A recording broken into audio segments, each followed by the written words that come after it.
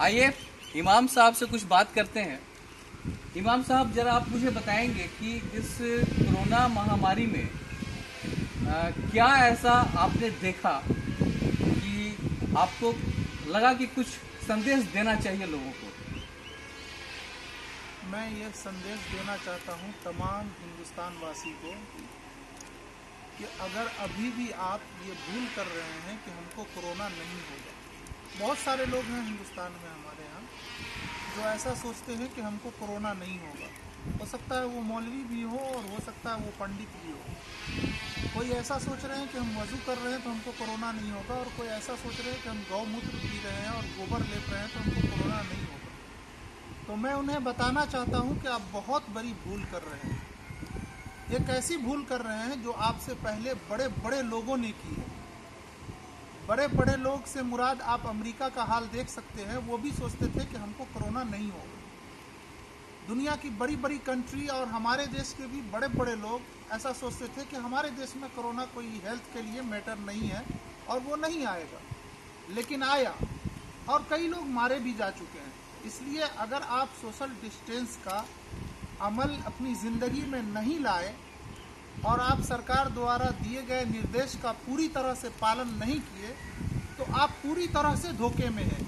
आप भी वही भूल कर रहे हैं जो इससे पहले बड़े लोग किए, और आज 1.5 लाख लोग इसमें मारे जा चुके हैं और 22-23 लाख लोग लगभग इस बीमारी से पॉजिटिव हो चुके हैं। अगला बारी आपका भी हो सकता है, इसलिए सतर्क रहिए। आपका जीवन बहुत अनमोल है। जी, अब ये देखने को मिल रहा है कि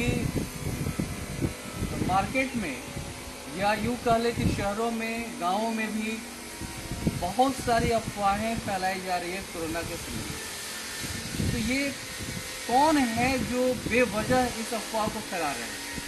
तो क्या उन्हें इस तरह का अफवाह फैलाना चाहिए या नहीं फैलाना चाहिए? इस संबंध में आपका क्या कहना है?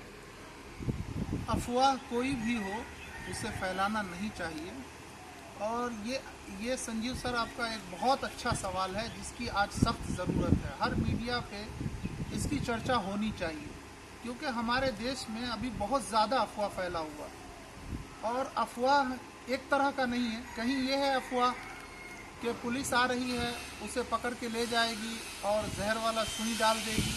तो दूसरी जगह ये भी अफवाह है कि मुसलमान लोग आते हैं, फल पे थूकते हैं, आपके गेट पे 500 का नोट थूक के रख देते हैं, वगैरह वगैरह, जिससे एक पूरे देश में एक भयावह माहौल है। और चौक चौराहे पर कई जगह लोग ये कहते हुए नज़र आते हैं एक खास समुदाय को कि इसकी वजह से कोरोना फैल रहा है, यही लोग कोरोना फैला रहे हैं। मैं कल के बारे में आपको दिल्ली के वो हालात से आगाह करना चाहूँगा जहाँ एक गार्ड पर तोहमत लगा, और इस तरह से ख़ासतौर से हमारे मीडिया लोग जो कि इस देश के लिए सारा देश इसको देखता है। मीडिया हमारी है और हर समुदाय अपने घर में, टीवी में उसको बड़ी आस से देखते हैं कि इससे हमें अच्छी खबर मालूम होगी। होता क्या है कि वो ऐसा बताते हैं लोगों को, जैसे मैं ज़्यादा लोगों का नाम नहीं लूँगा, एक हमारे जी न्यूज़ है, जिस तरह से एक खबर आम की कि मौलाना अगर कुछ फतवा दे दे तो सारे लोग एक तरफ चला जाता है।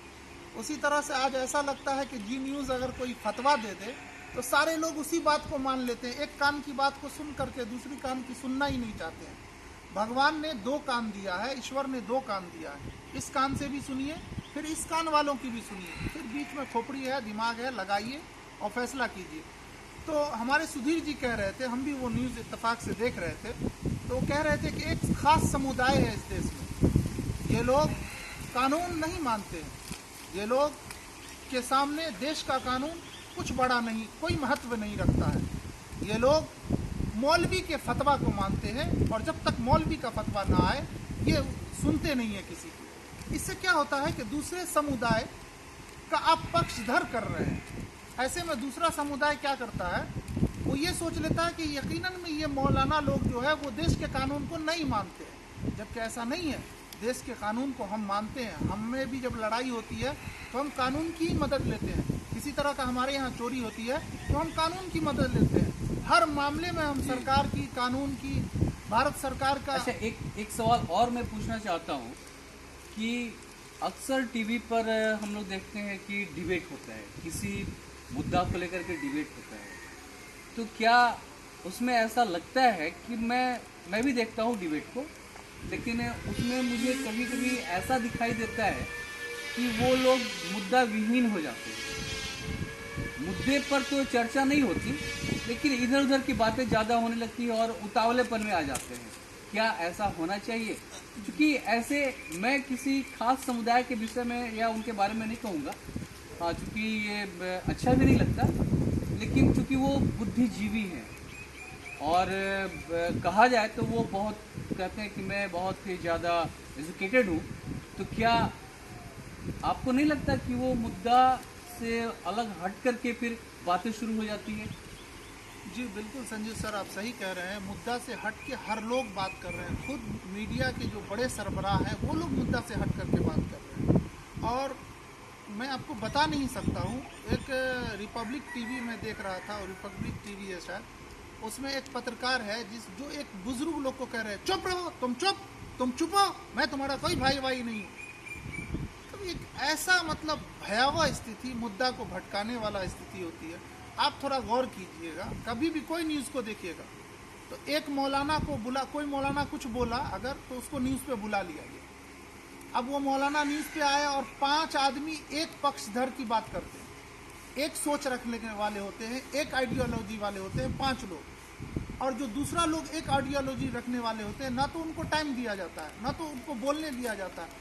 सारे न्यूज़ पर देखिएगा, जैसे ही वो मुद्दे की बात करना शुरू करते हैं तो जोर जोर से उसको छुपाया जाता है कि नहीं नहीं नहीं, आप चुप रहिए, आप ऐसी बात नहीं बोलिए, आप ये गलत बात है। 5 आदमी मिलके अगर एक आदमी को दबाएंगे तो उस आदमी की बात सबके कानों तक कैसे पहुंचेगी? और जब तक दोनों तरफ की बात कानों तक नहीं पहुंचेगी, तब तक लोगों के अंदर एक तरह का भ्रम फैलता है और लोग कुछ गलत सोचने लगते हैं। समाज में इसका बहुत बुरा असर मुझे तो कभी कभी लगता है कि वो लोग सत्ता लोलुप व्यक्ति होते हैं जो इन सभी तरह का जो चर्चा होता है, तो उस चर्चा में लेकिन बातचीत ही नहीं होती, बल्कि बहुत कुछ होना शुरू हो जाता है। मुझे तो लगता है कि वो लोग सत्ता लोलुप व्यक्ति हैं कि अपने टीवी पर आकर के अपना चेहरा को दिखला देना है, फिर तो वही काम करना है जो पहले से करते हैं। बिल्कुल आप ये सही कह रहे हैं। आपके इस सवाल से मैं सहमत हूँ। लगभग हमको लगता है जितने लोग भी टीवी पे आते हैं वो लोग आमतौर से सत्ता से जुड़े हुए हैं और सत्ता के लिए ही कहीं ना कहीं कुछ काम करते हैं। जी बिल्कुल बिल्कुल।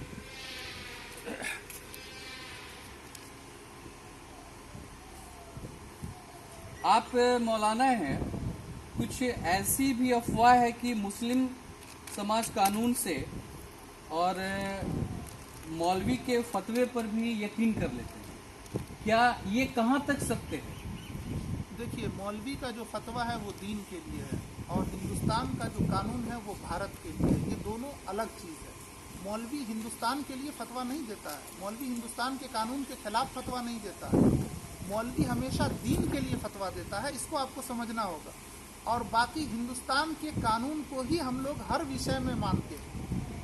दीन है तलाक, तलाक पे दीन है तो तलाक पे फतवा मौलवी देंगे, लेकिन जब कानून बन गया तलाक पे तो हम तलाक, और बहुत सारे लोग हैं, डॉरी एक्ट केस में सिर्फ हिंदू नहीं है, मुसलमान भी है। हमको अपने कानून पे बहुत भरोसा है और सारे मौलाना को भरोसा है। फिर भी अगर ये कह देना है कि कुछ खास लोग हैं, कुछ खास समुदाय हैं जो कानून को नहीं मानते हैं, वो सिर्फ मौलवी के फतवा को मानते हैं, तो मैं यही कहूँगा कि ये गलत बात है। और हम भी ये कह सकते हैं कि कुछ ऐसे समुदाय हैं जो सिर्फ जी न्यूज़ के फतवे को मानती है, कानून को नहीं मानती। ठीक है, तो हम लोग भी कह सकते हैं, लेकिन हम लोग ऐसा नहीं कहना चाहते।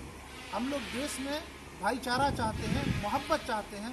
लड़ाई से इस देश का कभी भला नहीं होगा और लगभग सब लोग चाहते हैं। 99% अभी कानून का लोग पालन कर रहे हैं। 1% है शैतान हर धर्म में।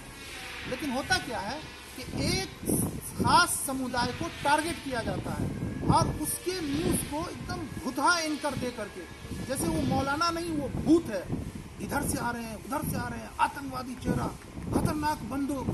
और दूसरे वही सेम उसी तरह का दूसरा न्यूज़ भी है, वहाँ भी पुलिस को पत्थर मारा गया है, वहाँ भी पुलिस को जख्मी किया गया है, वहाँ भी फौजी को मारा गया है।